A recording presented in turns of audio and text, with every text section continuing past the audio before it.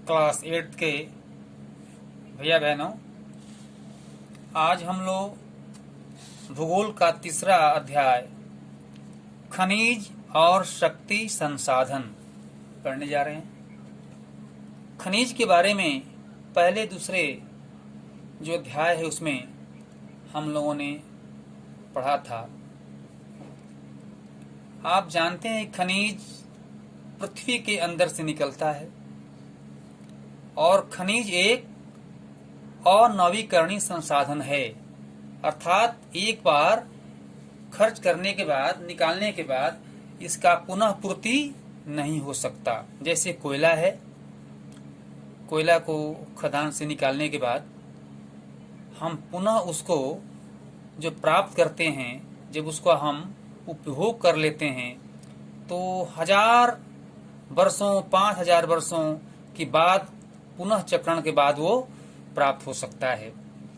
ऐसे ही हमारा खनिज तेल, परंतु एक संसाधन और हम पढ़े थे नवीकरणीय, जैसे कि सूर्य का जो स्रोत है ये नवीकरणीय है, प्रायः यह पुनः पूर्ति होता रहता है। ऐसे ऐसे खनिज और शक्ति संसाधन के बारे में हम लोगों ने पढ़ा था। हम इस पाठ में जानेंगे, अध्याय में, कि खनिज और शक्ति संसाधन, खनिज से शक्ति कैसे बनता है, शक्ति का संसाधन यानी शक्ति का प्रोडक्शन कैसे होता है। तो ये हम भैया बहनों, हम इस क्षेत्र में हैं, इस प्रोडक्शन के क्षेत्र में हैं। जैसे कोयला से हमारा विद्युत उत्पादन हो रहा है तो इसे एक शक्ति बन रहा है। इसलिए हम यहाँ के भैया बहनों के लिए समझना एक आसान बन गया है, क्योंकि भूगोल में देशाटन, देश दर्शन और स्थिति का दर्शन होता है। तो इस पाठ में हम लोग भैया बहनों वास्तव में स्थिति का दर्शन कर रहे हैं कि कोयले की खदान, जो इसमें आप देख रहे हैं कोयले के खदान, आप कुछ भैया बहनों देखे भी होंगे, कोयले की खदान से कोयला निकल रहा है और ये शक्ति संसाधन, ये तो पवन चक्की चल रही है टरबाइन के रूप में, और उससे हमारा बिजली पैदा होने का एक चक्रण है। इस प्रकार से ये अनवीकरणीय संसाधन जो हमारा शक्ति का है, वो उसका उपयोग हम इसमें जानेंगे। भूगोल पढ़ने के पहले हम पहले अध्याय में इस बात का जिक्र किए थे कि भूगोल किसे कहते हैं। भैया बहनों, हम आपको पीछे उतना नहीं ले जाना चाहते हैं, लेकिन ये दर्शाना चाहते हैं कि वास्तव में ये जो पाठ आ रहा है वो इसको आप समझें कि किस संदर्भ में उस बात को कहा गया था। जैसे ये बात बताई गई थी कि पृथ्वी के आंतरिक और बाह्य, अर्थात बताया गया था ना कि पृथ्वी के आंतरिक और बाह्य शक्तियों का अध्ययन करते हैं। तो भैया बहनों इस पाठ में देखिए एक आ गया आंतरिक शक्ति, जैसे गैस है, पेट्रोल है, तेल है, ये शक्ति का अध्ययन हम लोग करेंगे इस पाठ में। पृथ्वी के आंतरिक और बाह्य शक्तियों का अध्ययन करते हैं, पृथ्वी के अंतर्गत पाए जाने वाले खनिज पदार्थों का अध्ययन करते हैं, पृथ्वी के ऊपर पर्यावरण का अध्ययन करते हैं, विभिन्न देशों के मानवों की विकास, उनके विकास खंड के अंतर्गत आने वाले उनका वेशभूषा, उनका जो है दर्शन और उनका एक उद्योग, ये सब हमारे इस भूगोल के अंतर्गत अध्ययन में आता है।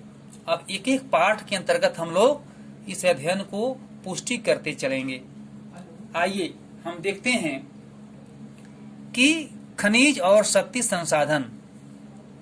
भैया बहनों ध्यान देंगे, कुछ भैया बहने क्लास में वास्तव में ध्यान मग्न नहीं होते, उनको वास्तव में समझ में नहीं आता है, और फिर जब प्रश्न लिखवाया जाता है तो वे याद करते हैं, वो ये कहते हैं कि हमको याद करना है। परंतु पाठ को हम एक बार वास्तव में ठीक से हम सुन लेंगे, पढ़ लेंगे, तो जो पाठ के बाद में जो प्रश्न दिया गया है उसका उत्तर बहुत सटीक धड़ाधड़ खोज करके लिख लेंगे, और एक बार पढ़ा हुआ ये मेथड जो है आपके जीवन काल तक मन में बना रहता है। तो ध्यान देंगे। इस प्रकार से हम देखते हैं कि एक कोयले खदान से कोयला निकाला जा रहा है और इस कोयले से आप देख रहे हैं ये जो गाड़ी है इसका नाम है, कोयले को निकाल करके ट्रक पर लादा जा रहा है और उससे इस शक्ति का संसाधन बनाने का एक प्रारूप, एक चित्र बनाया गया है। इस चित्र को आपको गृहकार में दिया गया है, बनाना ही पड़ेगा। और इस प्रकार से खनिज हम पृथ्वी के अंदर से निकालते हैं और वह खनिज जो हमारे शक्ति का संसाधन बनता है। तो इस प्रकार से हम कहते हैं कि खनिज किसे कहते हैं, तो प्राकृतिक रूप से प्राप्त होने वाला पदार्थ जिसका निश्चित रासायनिक संगठन हो वह एक खनिज कहलाता है। खनिज सभी स्थानों पर समान रूप से वितरित नहीं है, अर्थात खनिज जो है वास्तव में संसार में समान रूप से वितरित नहीं है। हम हर प्रांत में, हर देश में खनिज, कोयला या तेल नहीं निकलता या गैस नहीं निकलता। इस प्रकार से हम खनिज के माध्यम से आर्कटिक महासागर और अंटार्कटिक महासागर, ये दोनों में इस प्रकार से हम देख सकते हैं। खनिज विभिन्न प्रकार के भूवैज्ञानिक परिवेश में अलग अलग दशाओं में निर्मित होते हैं। वे बिना किसी मानवीय हस्तक्षेप की प्राकृतिक प्रक्रियाओं द्वारा निर्मित होते हैं। वे अपने भौतिक गुणों जैसे रंग, घनत्व, कठोरता और रासायनिक गुणों तथा विलेयता के आधार पर पहचाने जा सकते हैं। अर्थात भैया बहनों, हम ये देखते हैं कि वास्तव में जो हम लोग पृथ्वी पर पेड़ लगाते हैं, जो बागवानी लगाते हैं, वो मानव निर्मित है, परंतु कुछ ऐसे हमारे प्राकृतिक वनस्पति हैं जो प्रकृति के द्वारा वो लगाया गया है। इसलिए इसमें ये जिक्र किया गया है कि खनिज हमारे मानव निर्मित नहीं हो सकता, वह प्रकृति के द्वारा प्रदत्त है। इसलिए हम इस पर ध्यान देंगे। खनिजों के प्रकार, अब देखिए खनिज कई प्रकार के होते हैं। एक धात्विक खनिज, एक अधात्विक खनिज। धात्विक, अब एक खनिज दिया गया है, खनिज, धात्विक खनिज और धात्विक खनिज। अब धात्विक मतलब क्या कि पृथ्वी के अंतर्गत धातु के रूप में लोहा, सोना, चांदी, एल्युमिनियम ये प्राप्त होता है, सोना भी मिलता है। परंतु अधात्विक रूप में मतलब होता है कि ये फास्फोरस, चूना, कोयला, ये क्या है, अधात्विक है, ये कठोर नहीं है। और धातु कैसा होता है, लोहा कठोर होता है, चांदी, सोना ये सब धात्विक हैं। अब इस धात्विक में एक लौह और एक अलौह। धात्विक खनिज में एक लोहा आता है, लौह मतलब कि जिसके अंतर्गत लोहा खनन होता है, अलौह मतलब कि सोना, चांदी जिसमें लोहा नहीं है, वो अलग धातु है। ठीक है, तो इसमें ये बताया गया कि धात्विक खनिज में धातु कच्चे रूप में होते हैं। अब देखिए कच्चे रूप में धातु होते हैं, उसको परिष्कृत करके फिर उसको उपयोग बनाया जाता है। और अयस्क, बॉक्साइट, मैग्नीज, अयस्क इनके कुछ उदाहरण हैं। धात्विक खनिज लौह अथवा अलौह हो सकते हैं। अब लौह खनिज किसे कहते हैं, जिसके परिणाम स्वरूप, खुदाई के परिणाम स्वरूप लोहा निकलता है, लोहा प्राप्त होता है, वो लौह है। और अलौह क्या है, जिसमें लोहा नहीं है, वो तांबा है, सोना है, सीसा है, चांदी है, अर्थात वो धातु है। देखो दिखाया गया सोना, यथा, चांदी, तांबा इत्यादि। अब ये अधात्विक खनिज, अधात्विक खनिजों में धातुएं नहीं होती, चूना है, पत्थर है, अभी बताया गया, अभ्रक है, जिप्सन है, ठीक है, कोयला भी है, पेट्रोलियम है, ये क्या है, अधात्विक खनिज है। भैया बहनों, ये अधात्विक खनिज, कोई खनिज तो बहुत पृथ्वी की बहुत गहराई में निकलते हैं, जैसे गैस है, ठीक है, ये बहुत गहराई में कूपन के द्वारा निकलता है। इस प्रकार से पेट्रोलियम अधात्विक खनिज है, गैस है। खनिजों का निष्कर्षण, निष्कर्षण का मतलब है कि निकालने से मतलब है। अब खनिज कैसे निकलता है भैया बहनों, ये हम ध्यान देते हैं। कि खनिज का, जैसे कोयले देखते हैं, कोयले निकालने के लिए अनेक प्रकार के ड्रैगन, अनेक प्रकार के पोकलेन इत्यादि बड़े बड़े मशीन, बड़े बड़े गाड़ियां उसमें लगी रहती हैं, और कैसे खनिजों को बर्बादी करके बम से उसको तोड़ करके और फिर उसमें उसके खदान से खनिज को, कोयले को निकालते हैं। यह आप लोग देखे भी होंगे। इस प्रकार से हम खनिजों का निष्कर्षण में पहले है खनन। पहले इसको खनन माने खोदते हैं, एक भाषा में कहते हैं खोदना, खोदना। खनन, खनन क्या है? पृथ्वी की सतह के अंदर दबी शैलों से खनिजों को बाहर निकालने की प्रक्रिया को खनन कहते हैं। ठीक है। और प्रवेधन, प्रवेधन का मतलब यह है कि हम, प्रवेधन मतलब कि पृथ्वी के अंदर बहुत गहराइयों तक निकाल करके गैस प्राप्त करते हैं, गैस निकालते हैं। और विस्तृत खनन, विस्तृत खनन का मतलब है खनिज जो कम गहराई में स्थित है वे पृष्ठीय स्तर को हटाकर निकाले जाते हैं, इसे हम पृष्ठीय विस्तृत खनन कहते हैं। कूपन, कूपन क्या है?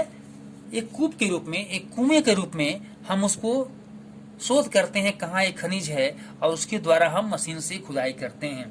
जैसे गहन वेधन, जिन्हें कूपन कहते हैं, अधिक गहराई में स्थित खनिज निक्षेपों तक पहुंचने के लिए बनाए जाते हैं, इसे कूपकी खनन कहते हैं।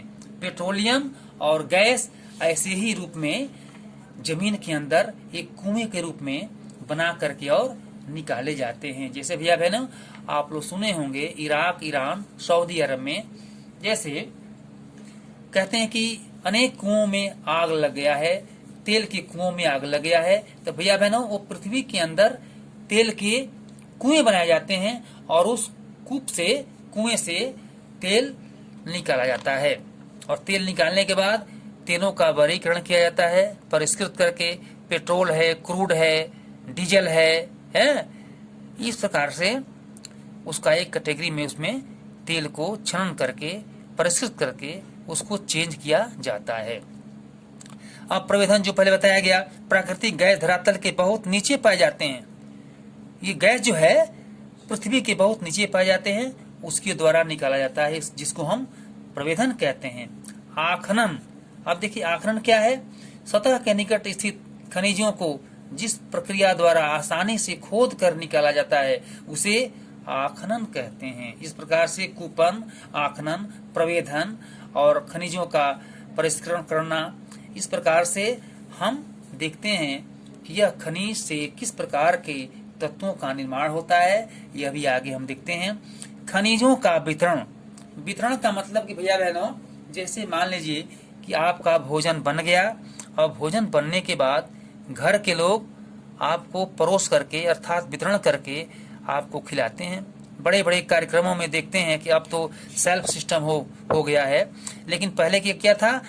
लोगों को पंक्तियों में बैठा करके और भोजन वितरण करके और तब उसे उन्हें भोजन कराया जाता था। उसी प्रकार से जब खनिज हमको प्राप्त हो गया और उसका वितरण कहाँ कहाँ है, कहाँ कहाँ हम खनिज पाते हैं, एशिया में कहाँ कहाँ है, यूरोप में कहाँ कहाँ है, उत्तरी अमेरिका में कहाँ कहाँ है, इस प्रकार से हम लोग खनिजों का वितरण पढ़ेंगे। ठीक है, चलिए सब लोग समझ रहे हैं ना? खनिज विभिन्न प्रकार की शैलों में पाए जाते हैं, कुछ अग्नि शैलों में पाए जाते हैं, कुछ कायांतरित शैलों में, जबकि अन्य अवसादी शैलों में पाए जाते हैं। धात्विक खनिज आग्नेय और कायांतरित शैल समूहों जिनसे विशाल पठारों का निर्माण होता है, ये वहाँ पाए जाते हैं। उत्तरी स्वीडन में लौ, अयस्क, ओंटेरियो, कनाडा में तांबा और निकेल के निक्षेप मिले हैं। इस प्रकार से मैदानों और नवीन बलित पर्वतों के अवसादी शैल समूहों में धात्विक खनिज जैसे चूना, पत्थर ये पाए जाते हैं। पेट्रोलियम, अल्जीरिया, फास्फेट्स, संस्तर इसके कुछ उदाहरण हैं। खनिज ईंधन जैसे कोयला और पेट्रोलियम भी अवसादी स्तर में पाए जाते हैं। इस प्रकार से हम देखते हैं कि हमारे एशिया क्या है? एशिया एक महाद्वीप है। एशिया महाद्वीप में कितने देश आते हैं? कौन कौन बताएंगे? चलिए भारत चीन, ठीक है। एशिया में चीन और भारत के पास विशाल लौह अयस्क निक्षेप हैं। यह महाद्वीप विश्व का आधे से अधिक टीन उत्पादन करता है। चीन, मलेशिया और इंडोनेशिया विश्व के अग्रणी टीन उत्पादकों में से है। चीन सीसा, एंटीमनी और टंगस्टन के उत्पादन में भी अग्रणी है। एशिया में मैग्नीज, बॉक्साइट, निकेल, जास्ता और तांबा के भी निक्षेप हैं। अब यूरोप में देखते हैं कि विश्व में लौह अयस्क का अग्रणी उत्पादक है। यहाँ पर रूस, यूक्रेन, स्वीडन और फ्रांस लौह अयस्क के विशाल भंडार हैं। तांबा, सीसा, जास्ता और मैग्नीज, निकेल आदि के निक्षेप भी यूरोप में काफी रूप से पाए जाते हैं। उत्तर अमेरिका में खनिज किस प्रकार से वितरित हैं? जैसे उत्तर अमेरिका में खनिज निक्षेप 3 क्षेत्रों में अवस्थित हैं। ग्रेट लोक के उत्तर में कनाडियन शील्ड प्रदेश, अपलेशियन प्रदेश और पश्चिम की पर्वत श्रृंखलाएं लौह अयस्क, निकेल, सोना, यूरेनियम और तांबा का खनन किया जाता है। इस प्रकार से हमारे उत्तर अमेरिका में अब आते हैं दक्षिण अमेरिका में ब्राजील विश्व में उच्च कोटि के लौह अयस्क का सबसे बड़ा उत्पादक है। यहाँ पर सबसे बड़े उत्पादकों में से है दक्षिण अमेरिका के पास सोना, चांदी, जस्ता, क्रोमियम, मैग्नीज, बॉक्साइट, अभ्रक, प्लेटिनम, एब्स्टन और हीरा के विशाल निक्षेप पाए जाते हैं। भैया बहनों, अपने भारत में देखते हैं कि कर्नाटक में कोलार में सोना मिलता है। अफ्रीका में खनिज संसाधनों में धनी है। अफ्रीका महाद्वीप खनिज संसाधनों में धनी है। यह हीरा, सोना और प्लेटिनम का विश्व में सबसे बड़ा उत्पादक है। दक्षिण में अफ्रीका, जिम्बाब्वे और जायरे विश्व के सोने का एक बड़ा भाग उत्पादित करते हैं। तांबा, लौह अयस्क, क्रोमियम, यूरेनियम, कोबाल्ट और बॉक्साइट दक्षिण अफ्रीका में पाए जाते हैं।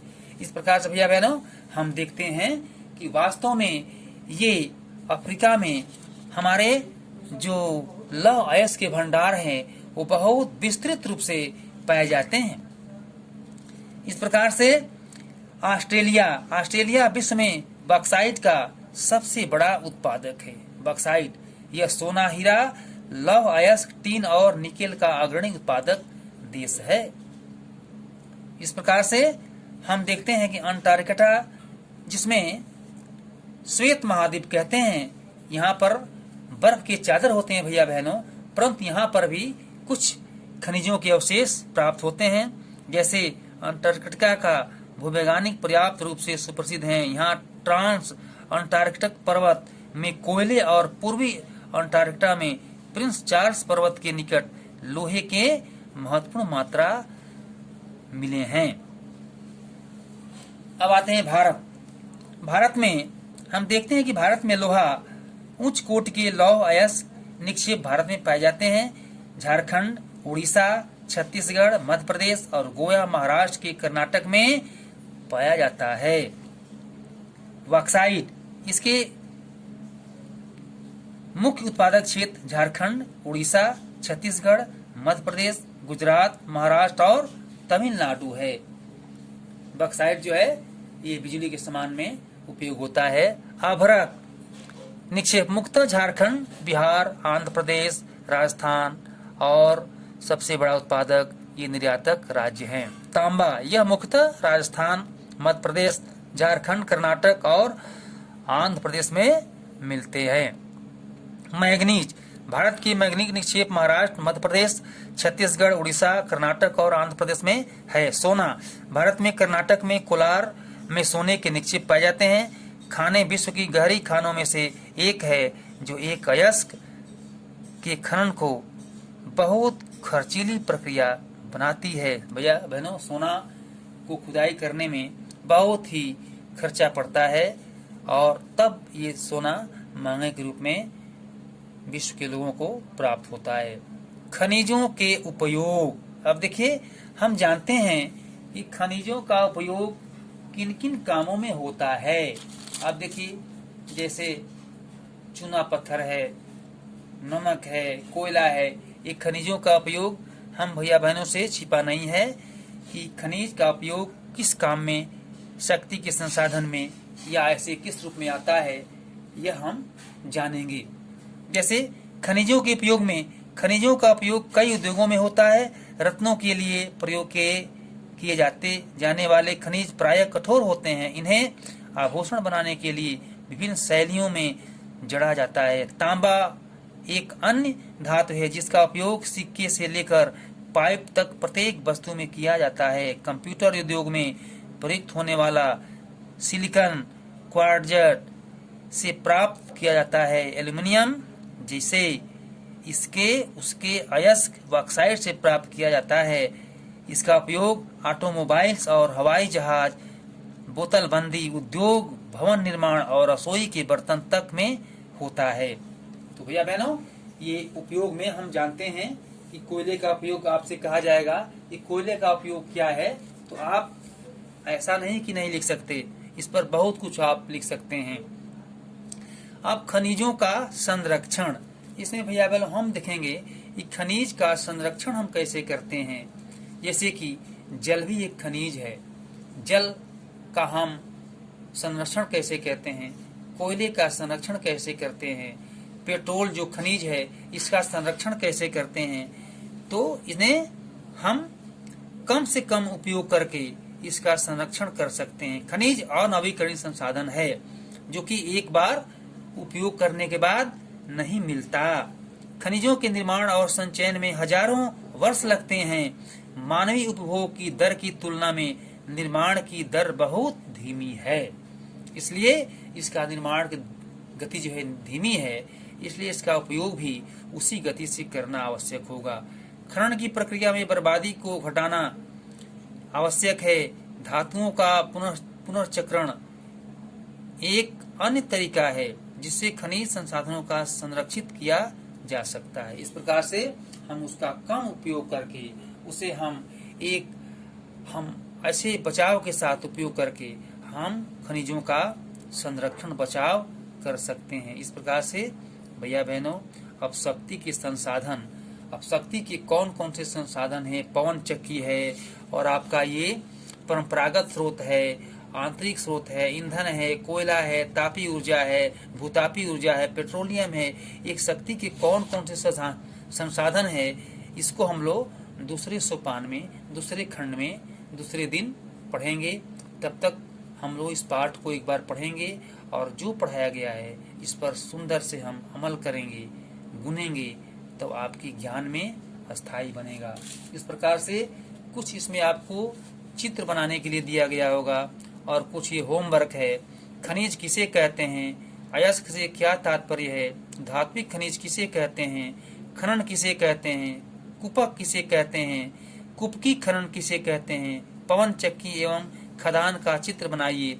खनिजों के वितरण संसार में कहाँ कहाँ है, यह अपने कॉपी के सादे पेज पर बनाकर दर्शाइए। अपतट तेल का प्रवेधन वाला चित्र बनाइए। आखनन किसे कहते हैं। इस प्रकार से हम इस होमवर्क को, जो आपके पाठ के अंत में प्रश्न है, इसको भी आप लोग पढ़ करके हल करने का प्रयास करेंगे। ये पाठ के बीच से आपको प्रश्न दिए गए हैं और जो पाठ के अंत का जो प्रश्न है वो आपको फिर नोट्स के रूप में दिया भी जाएगा। इस प्रकार से ये पाठ का आधा भाग संपन्न होता है। आप सभी को धन्यवाद।